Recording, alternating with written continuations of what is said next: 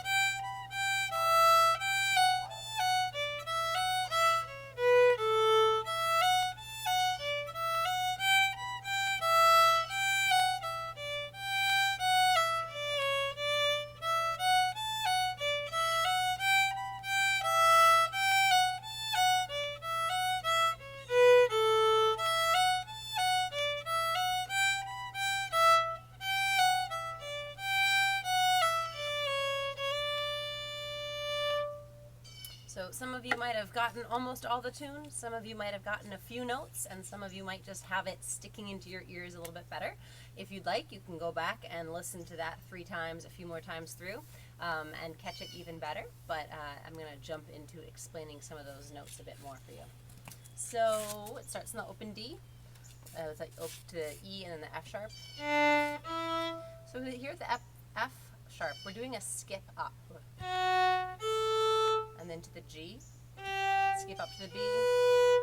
I do that exact same thing as a scale pattern exercise warm-up. So this feels pretty familiar to my fingers and might to yours. If it doesn't, it's something to work on because this pattern pops up a lot in fiddle tunes. I'll do that one more time. Jump up to the A, G to the B, and now we walk up to the A.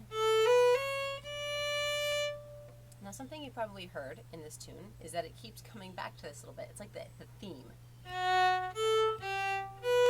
So it happens again, and now we have a second answer. It's an A, skip down again, and then rest on the E. I'll do that one more time. Some of you might say, hey, that's a D arpeggio backwards, and you are absolutely correct.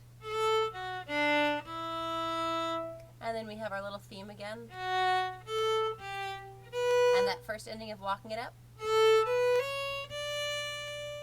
And then we go into the big ending. I'll pause there though and play everything we've got. Here's the theme. And walk it up. Theme. Skip it down. Theme again. Walk it up. So we've got a nice little pattern happening there. And now we have our big long ending. I'll play the whole thing for you.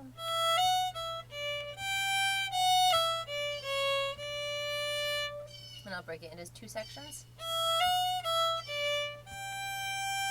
So it starts in the open E to the F sharp. Walk down to the D. Jump to that G. One more time. And then we start in the F sharp and walk it down. And resolve to the D. So we'll do that a little bit. Here's the walk down. As I do it all, you'll notice my third finger stays down once I use it because I go back there again. And you'll probably hear me say it again in this video. Whenever I can avoid moving my fingers, I avoid moving my fingers because the more I leave them in place, the less work I have to do later. The less I pick them up off the strings, the less they have to travel back down to the strings. The less I squeeze them on the strings, the less I have to pull them back up again.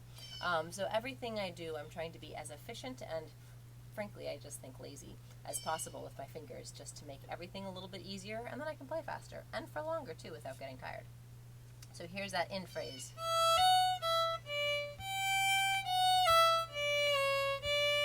You might have said that third finger stay down. Here it is again.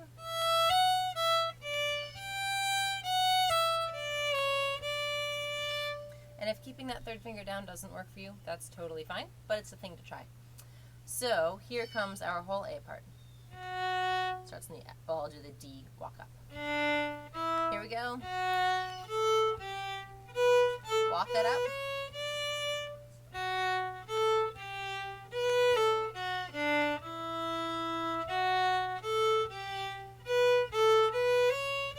Ending. One more.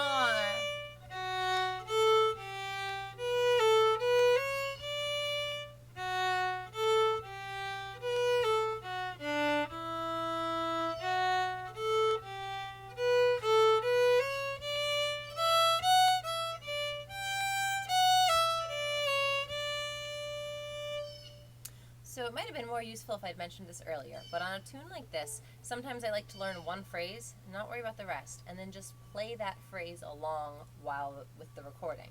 So I might do like pause, pause, pause, pause. Pause, pause, pause, pause. Pause, pause, pause, pause. Just to help me feel how all those different phrases connect in. It makes the tune feel like I know bigger chunks of it already, and sort of like, oh, there's this huge thing that I have to learn, and how am I going to remember all of it? So those are just some tricks that help make it easier for me, at least, to learn things by ear. One I want to talk about, where on that first phrase, you should take your bow and put it on the D string, but move it a little bit more towards the A. So it's really close to its next door neighbor. And then when we go to the A, I want you to only go a little bit. Don't go super far. Stay really close to that D. And now back to the D, but only move a little bit. Back to that A, but only move a little bit. So what we could do is, there you see my bow's moving all over the place like a crazy seesaw, and you might have even heard I caught the G string and the E string a little bit, and I didn't want to. That's a way in which I can be doing too much movement. That'll tire my arm out and it doesn't sound as good. But if I get that rocking really small, and so my bow is like the most boring seesaw in the world going from the D to the A, it's easier to play it, I can play it faster, and there's less risk of me catching other strings. So like this.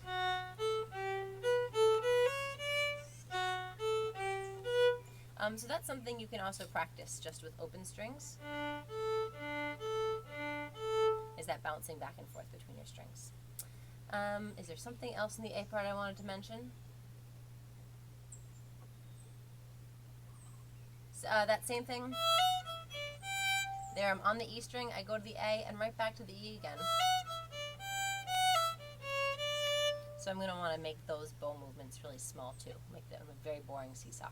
So let's take a look at our B part now. The B part follows that exact same pattern of the A part. We have a theme. The first response, theme again. Second response where it goes down, theme. First ending, or first response. And then we have our familiar friend from the A part of that nice big long ending. So I'll give you that first little theme. Let's chop it in half. I'm starting on my open E to the first finger. Skip up, skip down one more. Open E. Oh, I gave that to you in a whole big chunk there. I'll do that again. Open E, F, A, F sharp, D, walk up. And some of you might say, wait, F sharp, A, F sharp, D? That's a D arpeggio again. And it is. We're just outlining that D chord. So if you're learning this on guitar and trying to play the melody, your hand will probably fit pretty comfortably in a D chord shape, and then you can just strum through those notes. So here it is again. Walk it up. So if you've got that phrase, I'm going to play the B part. See if you can stick that in the 3 times where it comes up, and then play our familiar ending. Here we go. Something else. Familiar phrase. Something else. Here's your theme one more time. Ending from the A part. Let's do that again. You know this part. Something new. Here it is. Something else. Here's a theme. Here's our ending.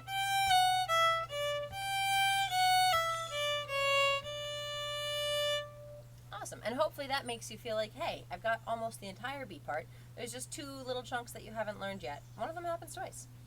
So here's the first response to that little theme that happens.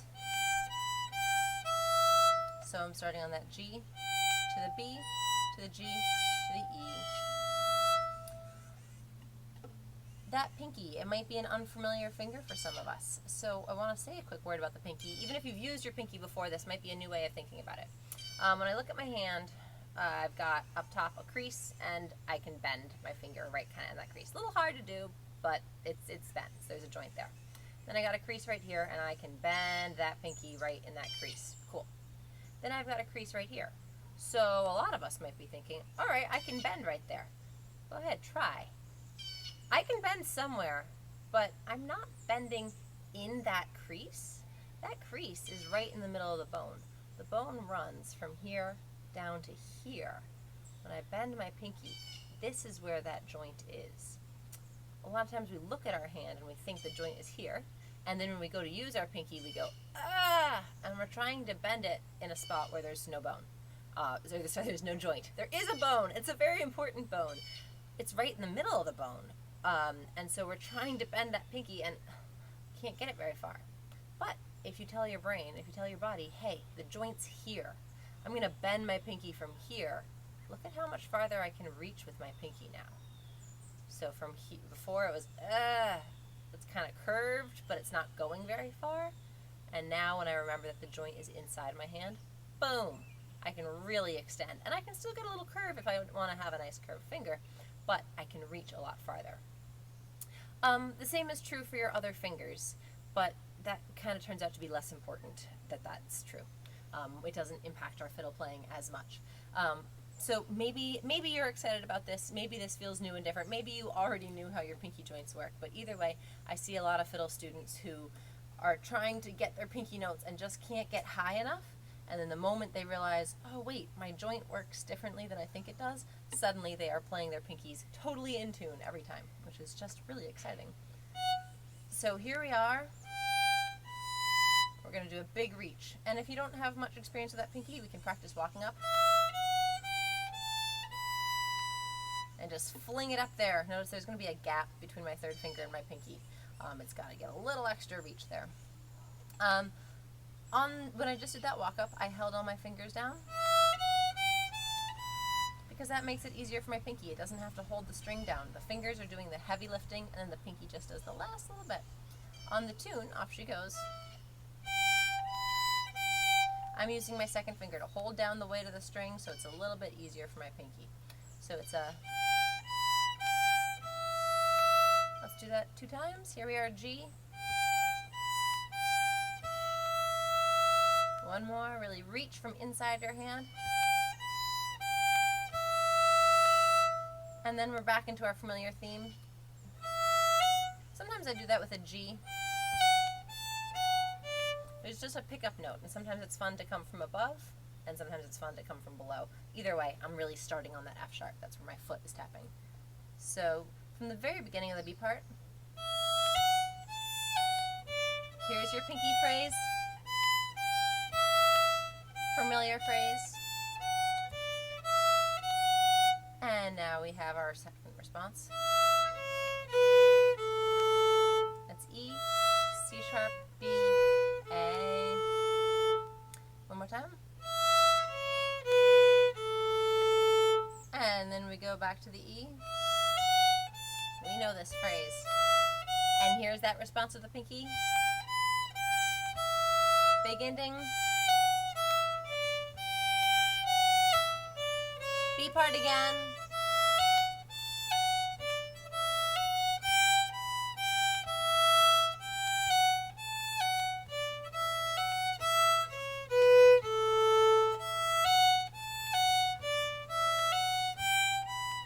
Ending.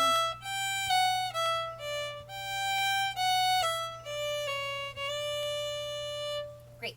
So I'm going to play the tune 2 times through. One time right now, just the plain melody that we've learned, and then the second time I'm going to add some embellishments to give you a sense of what I'm about to explain after that.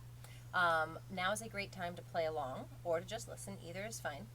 But I find that I do best if I learn the tune really well before I start adding embellishments. Some of you might say, okay, I'm ready, let's add those embellishments in, and some of you might want to go back to the beginning and play through it a few times, or just pause the video, take a time to play the tune a few times for yourself, just to get a little bit more familiar with the notes before we add decorations. So here's Off She Goes Twice.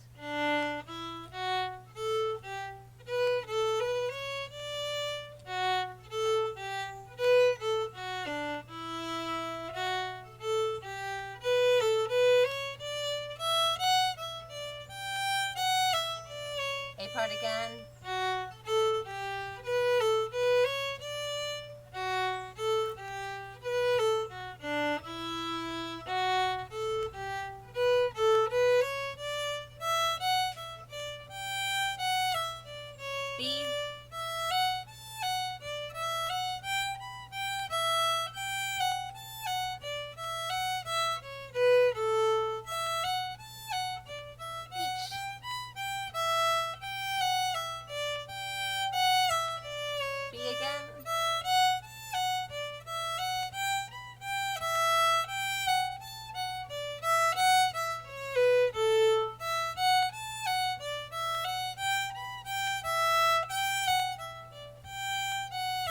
ornaments.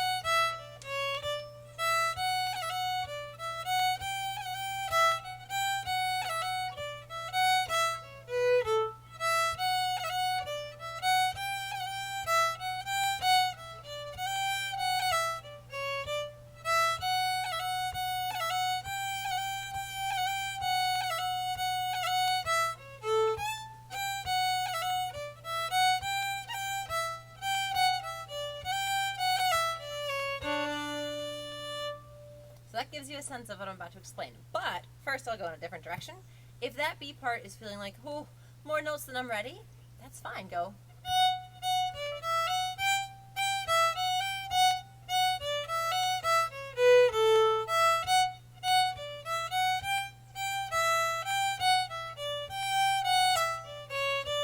So I'm cutting out the just to be. So there if getting to that pinky up high is and you're having a hard time getting there in the time that you want to play it at, in the speed that you want to go, it is totally fine. Just I'll skip that note. It's a decoration note kind of anyways. We don't really need it. And I do that a lot with tunes. As I'm playing them faster, I just take out more notes, and that allows my fingers to fly a little bit more confidently to the melodies. So just one more time, the B.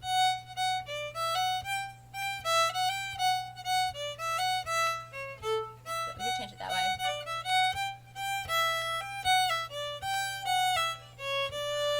And one more note is that ending. I really recommend taking it and doing it over and over and over again, just so you feel super, super comfortable and confident on it. It is best to feel really good about our endings, because it's the last thing that anyone remembers you playing when you play the tune. So, down to the A part, some ornaments that I add. Instead of doing that skip up, why do F to the A when we can do F, G, A? And then why do G to the B when we could fill in that middle with a G, A, B? And then we keep that. And sometimes I just do one. Or I do the first one. And so you see, we've got a little bit of a choice there. We could stick in an extra note in a couple of spots. It's just a little bit nice. That second response, we do our skip down arpeggio on the D. If you're already familiar with a roll, you know what to do there. If you're not, it's worth asking someone else to help you with a roll, or looking up. There's some great tutorials online. But the idea is we're on the note, and then we're going to flick real quick above it. Just enough to interrupt the vibration of the string, but not really playing another note. So just a really light flick. Keep your bow going the same direction. So we're going to get one of those. And then we're going to have a tiny hop. That first finger is going to do a teeny little. Notice the bow is still going the same direction. Just enough for that string to stop vibrating on the first finger and then go back to it again. So now we're going to have that flick and a hop. It's all in one bow stroke. So here it is in context.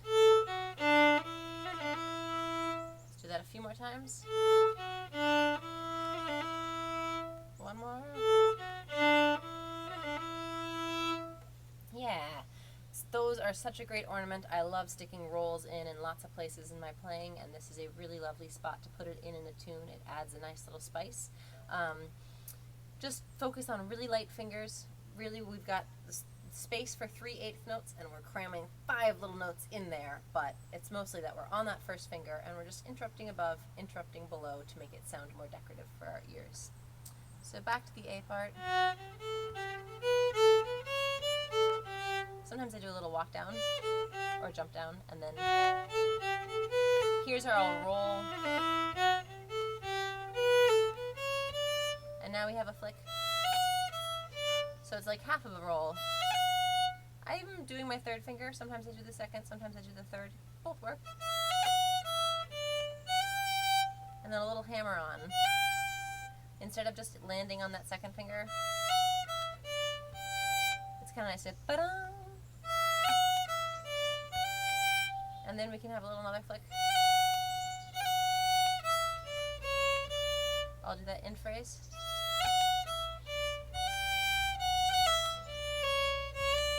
And there I'm changing my bow and doing a hammer on that C to the D. I just kind of like that sound. It's instead of getting right to the note on time, we pop in a moment late.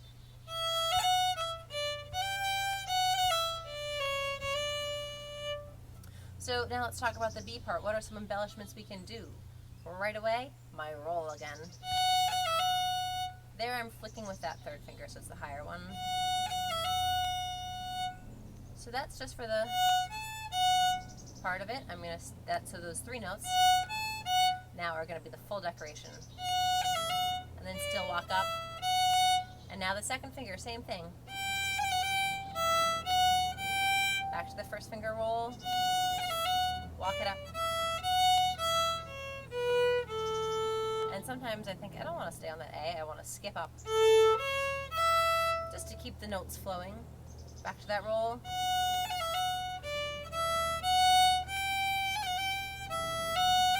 Ooh, here's our ending so we can apply those same flicks.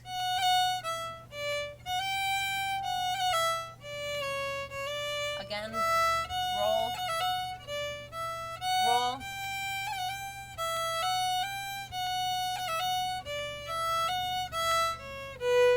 Skip up.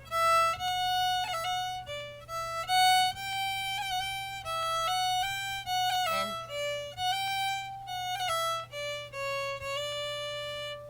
another variation I love is the double roll. So instead I roll the first finger here, and instead of doing that, why not do another roll? And then same on the second finger. Notice is it down, up, down, up.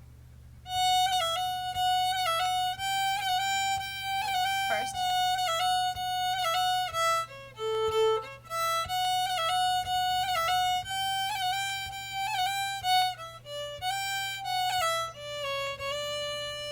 I wouldn't suggest doing that every time, just like decorations on a cake. Too much is too much and you can't really taste the cake, and it's just, it kind of takes away. Some of you might disagree with me and think there is never such thing as too many cake decorations, and that's, you may change how you feel about that over time, you may not. But I think in terms of embellishments on fiddle tunes, a little bit goes a long way. I wouldn't do all of the ones that I've just shown you here now. I would instead know all of them, and one time do these 3, and the next time grab some other ones. And that variation is what makes the tune really exciting. Just like if you have a little cousin, if you're reading them a book, you know, a Dr. Seuss book or something, and they're going to say, do it again. You're not going to read it exactly the same way. The next time you might use a sillier voice, or you might be lower or higher and louder, softer, you name it. It's those little changes. The words stay exactly the same, but you're doing something different with your voice to make it more exciting for your cousin. When I'm playing the fiddle, I'm thinking of it the same way. The notes that I'm playing, for the most part, are the same notes, like the same words. It's what I'm doing with my bow that really changes it and makes it different every time. So I'm adding in, you know, sometimes it's a louder bow or a softer bow. Sometimes I'm doing more single bows, like, but the next time I might go, that sounds really different. It has a different energy, a different mood to it. And the same with ornamentations. One time I might stick them in, the next time I won't, and I like the way it's a little bit different every time. That's some of the diversity that we hear in fiddle playing that really appeals to me. So I'm going to play through Off She Goes Again. Even though I just said I think there's such thing as too much, I'm going to do all of those decorations, or at least a lot of those decorations, so that you can hear them and see where they are.